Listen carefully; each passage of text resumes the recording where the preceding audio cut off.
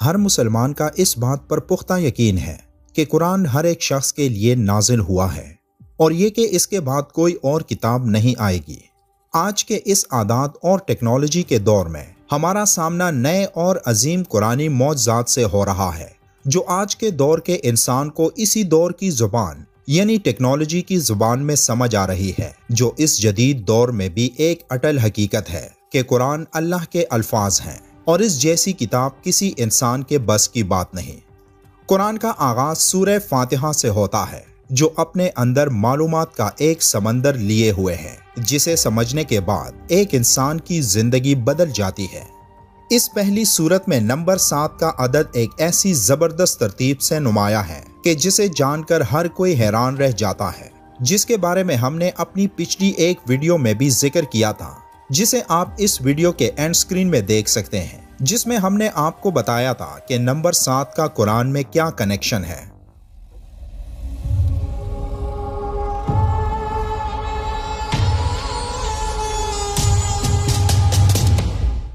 قرآن کی اس پہلی سورت کو ام الکتاب کہا جاتا ہے، کیونکہ اس پہلی سورت میں ہی تمام قرآن کا خلاصہ ہے۔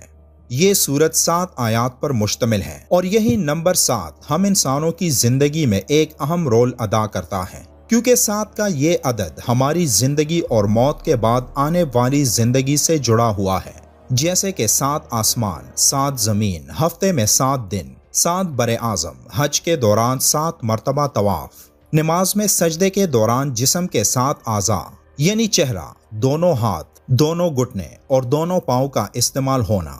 نمبر 7 کا قرآن میں اور حدیث میں کس طرح ذکر آیا ہے، اس کے لیے آپ ہماری ویڈیو دیکھ سکتے ہیں، لیکن اس ویڈیو میں ہم آپ کو ایک اور حیران کن حقیقت کے بارے میں بتانے والے ہیں، جس کے بارے میں آپ نے یقیناً کہیں نہیں سنا یا پڑھا ہوگا۔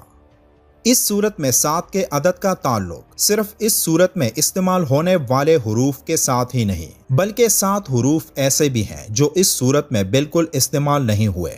اور ایسا کیوں؟ تو اس کے بارے میں جب آپ جانیں گے تو یقین کریں کہ آپ حیران رہ جاؤ گے اور بے ساختہ سبحان اللہ ضرور کہیں گے۔ سب سے پہلے اس صورت کا مطلب سمجھیں، جس کا مطلب ہے آغاز۔ یہ صورت ایک پوری دعا ہے جس میں ایک انسان اللہ کی ہدایت، اللہ سے رحم اور ایک کامیاب زندگی اور آخرت کی دعا کرتا ہے۔ یہ صورت ہر نماز میں پڑھنا لازمی ہے، یہاں تک کہ ہر رکعت کا آغاز اسی صورت سے کیا جاتا ہے۔ عربی میں کل 28 حروف ہیں، لیکن اس صورت کو اگر آپ غور سے پڑھیں تو آپ جانیں گے کہ اس میں 7 حروف ایسے ہیں جن کا استعمال اس پوری صورت میں کہیں نہیں ہوا، مطلب اس صورت میں صرف 21 حروف کا استعمال ہوا ہے۔ اب ایسا کیوں؟ تو اس کے پیچھے ایک بہت بڑی وجہ ہے، جن کا راز انہی 7 حروف میں چھپا ہے جو اس صورت میں استعمال نہیں ہوئے۔ وہ حروف یہ ہیں۔ اب یہ حروف جو اس صورت میں استعمال نہیں ہوئے، ان کی تعداد 7 ہے اور جو اس صورت کی ٹوٹل آیات یعنی 7 کے برابر ہے۔ اب دلچسپ بات یہ ہے کہ جب آپ 1 سے 7 تک نمبرز کو آپس میں ایسے جمع کریں کہ 1 کو 2 سے ملانے پر 3 بنتا ہے، پھر 3 کو 3 سے ملانے پر 6 بنتا ہے، 6 کو 4 سے ملائے تو 10 آتا ہے، 10 کو 5 سے ملائے تو 15 آتا ہے، 15 کو 6 سے ملائے تو 21 آتا ہے، اور 21 کو 7 سے ملائے تو یہ ٹوٹل 28 بنتے ہیں، جو عربی حروف کی کل تعداد ہے۔ اب ان 7 نا استعمال ہونے والے حروف کی عربی حروف کی ترتیب اور نیومیریکل ترتیب میں کون سا نمبر ہے، اور ان نمبرز کی ترتیب کیسے زبردست انداز سے فٹ ہوئی ہے، یہ جان کر ہم مزید حیران ہوتے ہیں۔ یہ ٹیبل عربی حروف کی ترتیب کا ہے، جس میں حروف کے ان ترتیبی نمبرز کو جمع کریں تو اس کا جواب 74 آتا ہے۔ اب انہی عربی حروف کے نیومیریکل نمبر ویلیوز میں یہ اس پوزیشن میں آتے ہیں جو حروف سورہ الفاتحہ میں استعمال نہیں ہوئے۔ اب ان کو ٹوٹل کریں تو اس کا جواب 122 آتا ہے۔ اب 122 جمع 74 196 کے برابر ہے۔ اب یہ 7 حروف عربی حروف کے ٹوٹل نمبرز یعنی 28 کے ساتھ ضرب کریں تو اس کا جواب 196 آتا ہے۔ اور صرف یہ ہی نہیں، بلکہ اگر 196 میں اگر 19 کو ہم 6 سے ضرب دیں تو یہ قرآن کے ٹوٹل سورتوں کی تعداد یعنی 114 کے برابر آتا ہے۔ اور مزید یہ کہ قرآن کی سب سے پہلی آیت جو حضرت محمد صلی اللہ علیہ وآلہ وسلم پر نازل ہوئی تھی، وہ قرآن کے 96 نمبر سورت میں بھی پہلی آیت ہے، یعنی پہلی آیت 1 اور 96۔ تو یہ 196 بنتے ہیں۔ اب بات کرتے ہیں کہ یہ 7 حروف سورہ الفاتحہ میں استعمال کیوں نہیں ہوئے۔ تو اس کے پیچھے راز یہ ہے کہ سورہ فاتحہ 7 آیتوں پر مشتمل ہے، جن میں سے پہلی 3 آیات میں اللہ تعالیٰ کی حمد و ثنا ہے اور آخری 3 آیات میں انسان کی طرف سے دعا و درخواست کا مضمون ہے، جو اللہ نے اپنی رحمت سے خود ہی انسان کو سکھایا ہے، اور درمیانی ایک آیت میں دونوں چیزیں مشترک ہیں، کچھ حمد و ثنا کا پہلو ہے، کچھ دعا و درخواست کا۔ اب یہ جاننے کی کوشش کرتے ہیں کہ یہ 7 حروف سورہ الفاتحہ میں شامل کیوں نہیں ہیں۔ تو سب سے پہلے حرف ہے سے، جس سے ایک لفظ الصبور آتا ہے، جو قرآن میں تباہی کے لیے استعمال ہوا ہے۔ دوسرا ہے جیم، جس سے جہنم لفظ قرآن میں استعمال ہوا ہے۔ پھر ہے خے، جس کے لیے لفظ خوف استعمال ہوا ہے۔ پھر زے، جس سے زقوم لفظ بنتا ہے، جو دوزخ میں سب سے کڑوا درخت ہے۔ شین سے الشقوہ آتا ہے، جس کا مطلب ہے بدقسمتی۔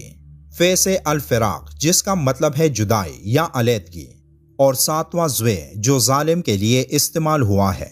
تو اب خود سوچیں کہ جس صورت میں اللہ اپنے بندوں سے دعاؤں کے ذریعے قریب ہوتا ہے، اور جس میں ایک بندہ اپنے رب کی تعریف کرتا ہے، تو وہاں تباہی، جہنم، خوف، بدقسمتی، جدائی، برائی اور ظلم جیسے الفاظوں کا کیا کام؟ صحیح مسلم میں رسول اللہ صلی اللہ علیہ وآلہ وسلم نے فرمایا کہ حق تعالیٰ نے فرمایا ہے کہ سورہ فاتحہ میرے اور بندے کے درمیان 2 حصوں میں تقسیم کی گئی ہے، آدھی میرے لیے اور آدھی میرے بندے کے لیے، اور جو کچھ میرا بندہ مانگتا ہے وہ اس کو دیا جائے گا۔ رسول کریم صلی اللہ علیہ وآلہ وسلم نے فرمایا کہ قسم ہے اس ذات کی جس کے قبضے میں میری جان ہے، کہ سورہ فاتحہ کی نظیر نہ تو تورات میں نازل ہوئی، نہ انجیل اور نہ زبور میں، اور نہ خود قرآن کریم میں کوئی دوسری سورت اس کی مثل ہے۔ نبی کریم صلی اللہ علیہ وآلہ وسلم نے یہ بھی فرمایا کہ سورہ فاتحہ ہر بیماری کی شفا ہے۔ اسی طرح حدیث میں ہے کہ آپ صلی اللہ علیہ وآلہ وسلم نے فرمایا کہ قرآن کریم کی سب سورتوں میں عظیم ترین سورت سورہ الفاتحہ ہے۔ اللہ ہم کو قرآن پڑھنے اور سمجھنے کی توفیق عطا فرمائے، آمین۔ ویڈیو کے آخر میں ایک بار درود شریف لازمی پڑھیے گا۔